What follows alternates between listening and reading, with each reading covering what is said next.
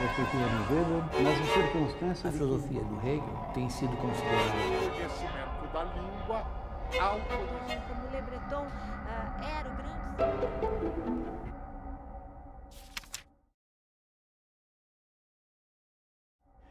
Ter dívida não é em si nenhum problema, ou seja, o Estado ter dívida. Se a dívida estivesse crescendo porque você está aumentando o investimento público, está crescendo porque você está investindo em infraestrutura, tudo bem. Eu diria até que isso tem melhorado um pouquinho nessa direção, mas não como a gente precisa.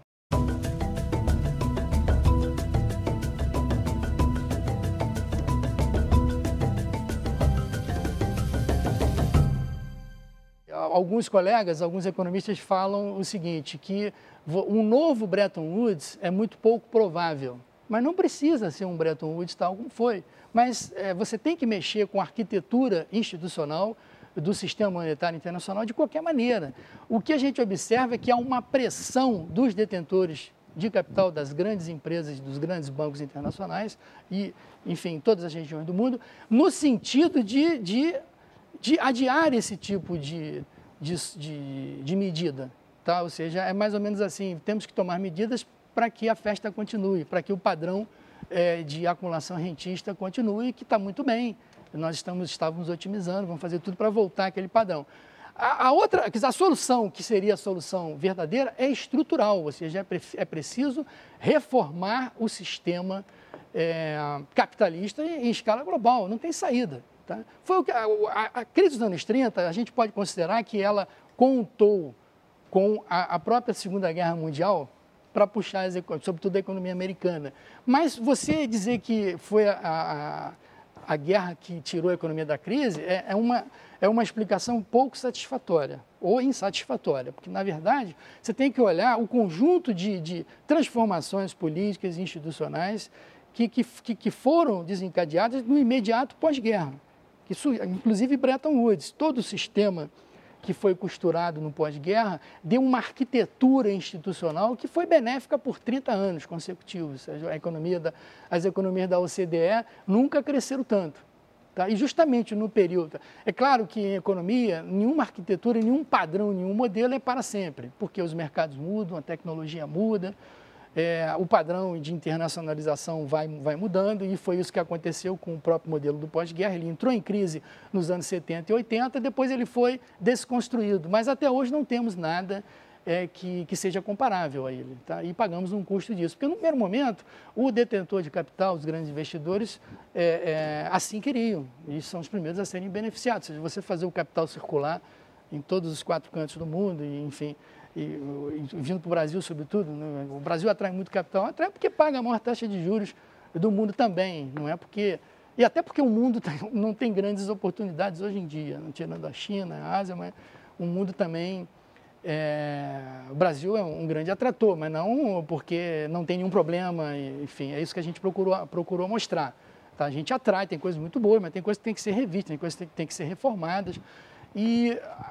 O papel do economista, eu diria que é fazer um diagnóstico, só que o nosso poder é muito limitado, porque vai para a esfera política, sobretudo num contexto democrático, enfim, você vai ter ponderações, vai ter recortes, ou seja, a gente opera assim no que a gente acredita que seja o ideal. O ideal seria dar termo à financiarização da economia mundial, até porque tem um aspecto ideológico aí muito grande, porque quando se vendeu a globalização, que era um mito, você entendia que você teria primeiro um mundo onde você pudesse fazer com que o capital circulasse, tá, nos 4 cantos do planeta. Tá?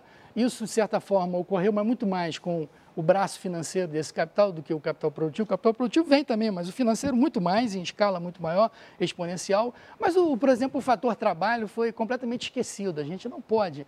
A globalização, então, dentro dessa visão bastante liberal, tinha que cuidar da circulação dos fatores, do fator humano, do fator da mão de obra, né? A livre circulação para você poder trabalhar em qualquer lugar que você quiser do mundo. Então, isso foi um mito. Isso não existe e provavelmente não vai existir durante muito tempo, salvo em outras condições históricas que a gente nem imagina quais sejam. E que reforma estrutural seria essa que o capitalismo teria que passar? Que você falou, o fim da financiarização. Mas como faz isso? O fim da financiarização seria você... Primeiro que um país isoladamente pode muito pouco. Tá? O caso da experiência dos anos 30 e o pós-guerra mostrou que você tem que ter instituições supranacionais, você tem que ter acordos internacionais de maneira a viabilizar essa arquitetura, até para que o seu vizinho, o seu parceiro comercial, o seu parceiro de relações internacionais não se sinta prejudicado. Tá? Mas a questão da taxa de juros tem que ser resolvida, mas sobretudo a questão do câmbio. Alguns colegas chamam guerra cambial, isso que os asiáticos fazem com os demais países, ou seja, você mantém a taxa de câmbio artificialmente baixa. Então, em algum momento, isso vai, ou seja, desindustrializa uma parte do planeta e leva o capital produtivo para eles, na verdade. A grosso modo, a gente poderia dizer o seguinte: a globalização nessa dimensão financeira dividiu o mundo assim, ou seja, a produção migrou para a Ásia. Então, várias indústrias europeias, a própria França está passando por um problema de desindustrialização atualmente, os americanos também. Então, você tem o produtivo se deslocando para a Ásia e o resto do mundo fica com praça financeira, otimizando as suas carteiras no curto prazo. E os empregos vão ser gerados aonde? No setor serviço. Primeiro, o setor serviço, ele é importante nas economias modernas, capitalistas, mas ele precisa das indústrias. E um colega recentemente falou, não, mas tudo bem, aí importa. Né? Como a indústria é a principal fornecedora do setor serviço, claro que você não pode ter só a economia de serviço, você tem que ter a indústria. Se não tiver aqui, vai ter que trazer os insumos industriais para esse setor serviço, por exemplo, a informática, que a gente virou montador, né? A maioria vem lá, made in China, a gente sabe disso. Tá? E o que acontece? Se você não tiver indústria, você vai ter que importar esses bens industriais, mas você precisa de reservas. Para importar, você precisa exportar. Num primeiro momento, você faz isso como? Você faz isso se as suas exportações não trazem os dólares suficientes, tá? Você recorre à entrada de capital que vem pela taxa de juros e pelas outras condições favoráveis do Brasil, tributárias, enfim, e de fraca mobilização dos trabalhadores, etc. Taxa de lucro enorme, taxa de juros também, porque a taxa de lucro vai acompanhando, tem alguns setores oligopolistas. Então, você atrai capital. Então, esses dólares que vão compor as nossas reservas internacionais servem, então, para você importar máquinas, equipamentos, importar, enfim, os insumos que você precisa. Tá? O que a gente tem procurado destacar é a questão da sustentabilidade de longo prazo desse modelo. Tá? Porque a economia, você tem várias temporalidades e algumas pessoas não percebem isso. Ah, mas está muito bom. Mas no passado era melhor. Sim, no passado era melhor, mas veja bem, agora, os erros que foram cometidos há uma década, 2 décadas, a gente está... em economia, você quando toma uma medida, seja do setor público, setor privado, uma opção de política, os efeitos não se fazem sentir necessariamente hoje, no curto prazo, pode levar uma década. Então, você tem efeitos de curtíssimo, curto, médio e longo prazo. Tá? Então, a gente... Você está falando aí que a recessão de 30 se resolveu em 50 ou em 45, quer dizer, ela custa para ser... O Brasil, por exemplo, estava saindo antes dos Estados Unidos. Isso aí já foi destacado nos trabalhos do Celso Furtado. A gente, por diversas condições endógenas nossas, estruturais nossas, os Estados Unidos ainda estavam em estagnação e a gente já estava lá em 36, se eu não me engano, já voltando a crescer, por coisas específicas nossas. Agora, o pós-guerra vai marcar o aparecimento de uma nova arquitetura institucional para as economias do mundo, as economias nacionais. Então, aquilo ali permitiu um nível de relacionamento entre as economias nacionais que foi benéfico. Durante 30 anos as economias cresceram e depois entrou em crise. Então, a gente tem que recriar as condições para uma nova fase de prosperidade. E entre essas condições, você tem que, como gosta de dizer o professor Robert Boyer, o professor francês especialista em regime de crescimento e especialista em crise, ele diz, num trabalho de 98, ele já dizia, que foi publicado inclusive pela CEPAL, em espanhol, ele diz assim, 2 desafios para o século XXI, disciplinar as finanças e organizar a internacionalização. Só que isso é o que o economista está informando, sugerindo como uma solução coerente. Mas aí teria que ter um poder planetário que fosse. Mas não foi esse poder planetário, não. Basta são duas alternativas que você tem. São duas condições para você fazer uma mudança de grande envergadura. Uma é você conseguir apoio político, tá? E uma estratégia de convencer o outro lado e implementar essas mudanças. E quando você não consegue, de maneira nenhuma por esse caminho, você aguarda, então, a próxima crise. Próxima guerra. Tá? Ou a próxima guerra. Tá?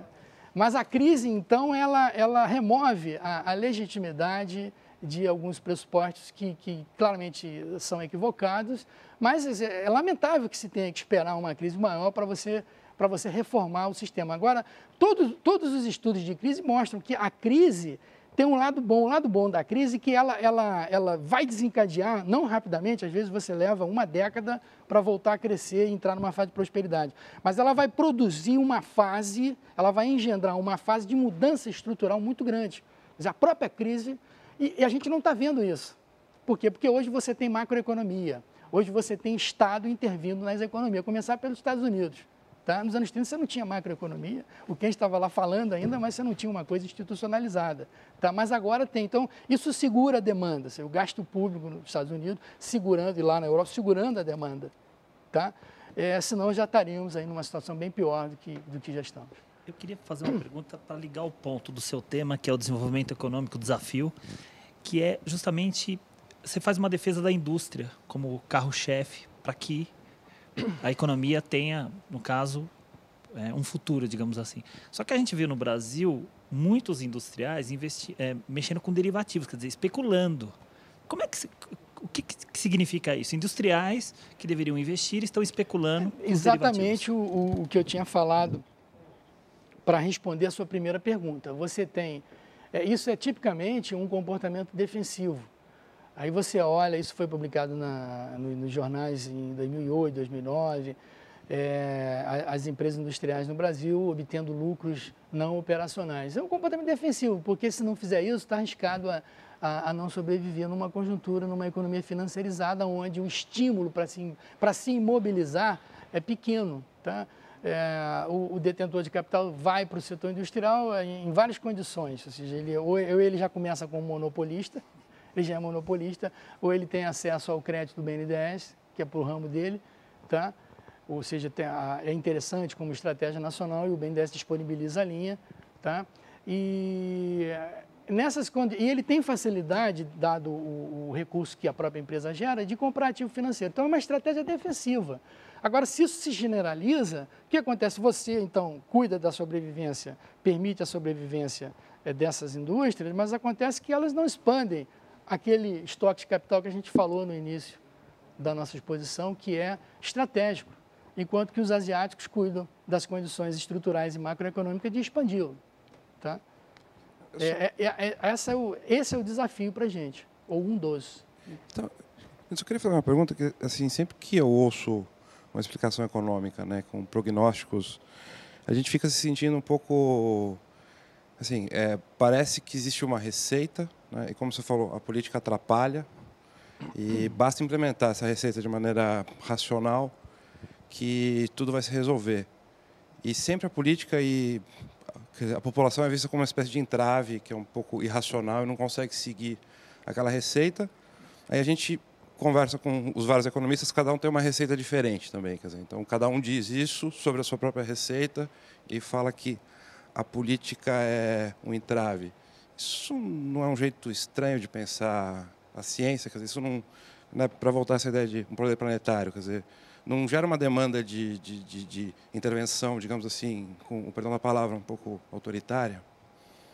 Bom, o primeiro ponto é a gente perceber duas coisas, ou seja, o diagnóstico que o economista pode fazer e a economia, como a psicologia, a psicoterapia, você tem várias correntes, várias escolas. Tá? E isso ocorre sempre que você tem um objeto complexo, que a sociedade e a economia são objetos complexos. Tá? Se tivesse uma visão só, é que talvez a gente tivesse seríamos muito pouco capazes de explicar. Ou seja, só tem essa explicação. Não, é um objeto complexo. E muitas explicações são válidas para um determinado tipo de país com a sua inserção internacional e podem não ser válidas para a gente necessariamente. Tá? E o segundo ponto é olhar essa relação entre o político e o econômico. Tá? O econômico, a nossa tradição que vem lá da economia neoclássica, sobretudo, a economia política clássica nem tanto, tá? Porque Smith, até pela formação de filosofia que ele tinha, ele nunca pretendeu isolar o econômico em estado puro. Olha, aqui eu estou olhando a sociedade, aqui é o econômico, isso aqui é social, isso aqui é político, isso aqui é cultural. De fato, rigorosamente, não existe isso. Existe no plano das faculdades, no plano a gente faz isso para poder modelar, para poder pensar a teoria, tá? Mas quando você vai voltar, você pensa isolando-a, né? Você utiliza algumas hipóteses, então extrai da sociedade o que você considera como o nível economicamente puro, digamos assim. Isso, na verdade, é uma abstração, um produto do pensamento, que não existe, mas, de qualquer maneira, forçosamente, você vai ter que voltar à realidade para aplicar algum tipo de medida ou de modelo. Quando você fizer isso, todas as variáveis que tinham sido abandonadas vão estar em jogo. E aí o teu modelo pode começar a fazer água, começar a ter problemas. Tá? O que a gente observa? Num estudo que envolveu métodos de análise econômica, epistemologia da ciência econômica, o que tem sido recomendado, e aí a gente entende por que uma das correntes, são várias correntes em economia, teve um desenvolvimento muito grande nos últimos 10 anos, é a chamada economia institucional ou institucionalista. São várias correntes de análise institucionalista. Uma delas é a teoria francesa da regulação, que um dos pais é o professor Robert Boyer, e tem outros também. Tem essa corrente institucionalista que deu o prêmio Nobel ao Douglas North, tá? Que é, na verdade, o reconhecimento dessa variável institucional que tem a ver com o político, tá? Com o político institucional, e que o economista, de certa forma, desprezou. Quando ele introduz, em vez dos modelos partirem, considerando a institucionalidade como elemento da estrutura, colunas do seu modelo, ela normalmente entra pela janela, né? O modelo já está pronto, ela entra de formas externas como recheio do modelo em si. É problemático, ou seja, na verdade, num contexto, não sei se consegui responder totalmente a sua pergunta, mas num contexto democrático, você tem que contemplar, o primeiro ponto, para tentar te responder de uma maneira mais precisa, contemplar as diversas demandas da sociedade. Isso, a gente pode citar pessoas como Smith, o David Ricardo na Inglaterra, que eles tinham uma visão, eles nunca deixavam de analisar o fenômeno econômico sem contemplar os interesses de cada classe social e de cada setor da economia. O David Ricardo, por exemplo, ele ficou conhecido, entre outras coisas, pela análise da renda da terra. O Ricardo olhou e viu, por exemplo, ele é considerado uma figura que representava os interesses dos industriais. E o Malthus, inclusive era proprietário de terra, representava os interesses dos fazendeiros, proprietários de terra. E cada um tinha um interesse. Tá? Os fazendeiros não queriam abrir o mercado para poder aumentar a sua renda, a renda de cereal, tá? E o Ricardo propunha que se abrisse, tá? Porque a elevação do custo do cereal implicaria aumento do salário da indústria e, portanto, redução da margem de lucro, e depois você condenaria a economia britânica a um estado de estagnação, de semi-estagnação.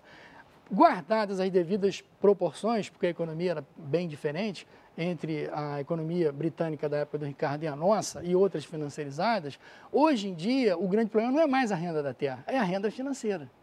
É a renda financeira, tá? que ela não extrai só excedente, não extrai só renda dos setores produtivos, extrai do próprio Estado também. Tá? Os franceses falam de forma bastante pertinente de punção rentista sobre o aparelho de Estado. Punção rentista. É uma punção, né? A gente tem esse termo, né? Ponction, né, que eles falam, mas a gente tem em português punção. É uma punção rentista. Quanto maior a taxa de juros, maior a punção rentista sobre o aparelho do Estado, e aí o Estado é intermediário, ele tira da sociedade e transfere para os detentores de capital e para o mercado financeiro.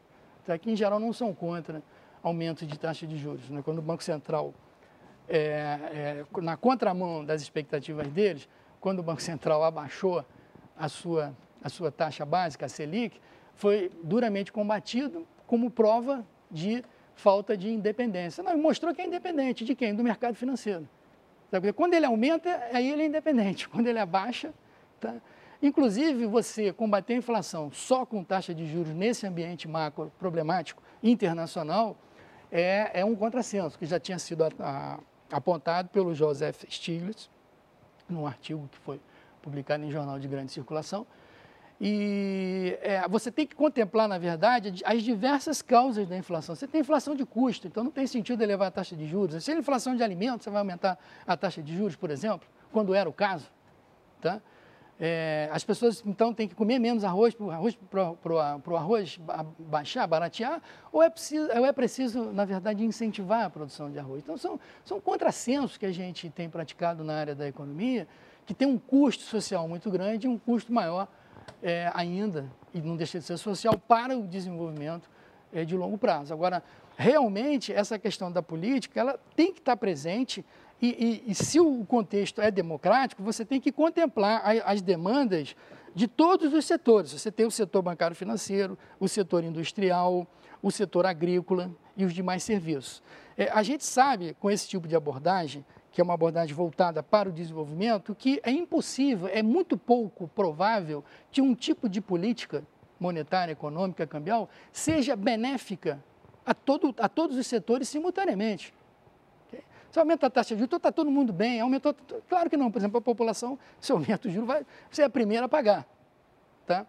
Mas a inflação, quando sobe, ela transfere renda dos mais pobrezinhos para os mais ricos, é o discurso que a mídia coloca. E a taxa de juros não transfere renda dos mais pobres, sobretudo agora que eles pegam vários tipos de financiamento, né? Não transferem renda? Então, é preciso confrontar qual é o custo da elevação da inflação e o custo da elevação da taxa de juros. O que está transferindo e concentrando mais a renda? Os estudos de financiarização mostram que justamente a financiarização baseada em juros, tá, concentra muito mais a renda do que a elevação da inflação em taxas moderadas como a nossa. E esse Estado que é árbitro, né, porque você está falando, é um Estado que seja árbitro em favor do desenvolvimento. Que características ele tem que ter para poder arbitrar em favor do desenvolvimento? Quem é que vai dizer o que é desenvolvimento? Como é que é esse processo político?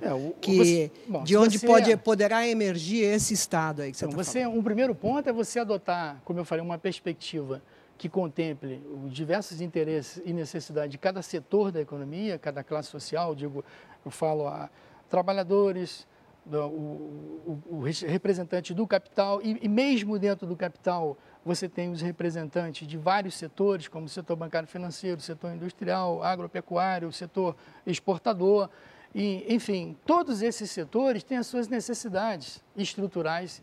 Vai ter que escolher, não vai? Vai ter que escolher. Agora, é claro que nós, como economistas, a gente tem um certo idealismo, eu diria, de tentar rapidamente compatibilizar isso. E na prática não se dá assim. Por quê? Porque você vai ter, que é o caso do Brasil e de outros países, você vai ter frações do capital, frações dos trabalhadores e de setores que têm o capital político maior num dado momento, por diversas razões, porque financiam as campanhas, enfim, porque tem um prestígio maior, a voz se faz ouvir, tem um acesso à mídia maior do que o setor industrial. Por exemplo, claramente no Brasil, o capital bancário financeiro tem um acesso muito maior ao capital industrial. Eu gostaria que fosse equilibrado, né?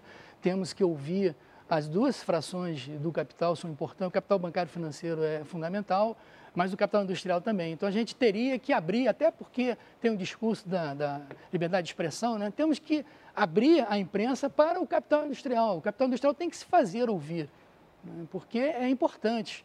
Infelizmente, a gente, enfim, por um problema estrutural, a mídia, de certa forma, no Brasil, fica muito presa, estrutural e eu diria financeiro, presa e veicula mais as demandas e a visão de mundo de um setor do que de outro. Então, nessa perspectiva, compatibilizando a resposta à sua pergunta com a tua aqui, era importante isso, importante que você expressar, olha, a indústria é importante. Tá? A indústria no Brasil é pouco significativa, é ineficiente. Não, se é o caso, vamos torná-la significativa e eficiente. Tá? Não dá, porque no limite você pode ter uma situação perigosa até socialmente, tá? Porque essa complementaridade com a China, ela tem sido benéfica, mas sem garantia de que a médio e longo prazo ela vai continuar sendo benéfica. Tá? Não há... E a gente tem perdido indústrias saem daqui e vão para lá, indústrias brasileiras saem daqui e vão para lá. Então, aí a gente vira o quê? Vira importador, vira montador, tá? Isso é um problema que tem que ser pensado. Não é problema nenhum, o mercado compatibiliza tudo, então eu diria até a próxima crise. Vejamos e marquemos aí uma reflexão pós-crise. O que é lamentável, porque o ideal seria a gente ouvir todos os segmentos e todas as representações políticas e tentar capitanear essa visão para o longo prazo. Que me parece que os asiáticos fazem isso, tá? Alguns num contexto não muito democrático, mas estão fazendo, tá? E a gente pode fazê-lo no contexto que temos de democracia, que já conquistamos, inclusive até como condição de aprofundá-la, essa democracia, porque não deve ser só política, a democracia tem que ser econômica, geração de renda, de trabalho, de qualidade, tá? Juntar esses dois lados. O Estado é fundamental, não tem sentido dizer, olha, mais Estado é ruim ou menos Estado que é bom. Na verdade, mais ou menos Estado acaba sendo um problema empírico, um problema histórico. Em alguns casos ele pode se reduzir, outros ele deve participar mais ativamente. É fundamental, então, a gente pensar nessa relação mercado-Estado, economia-Estado, mas dentro de uma estratégia nacional de desenvolvimento.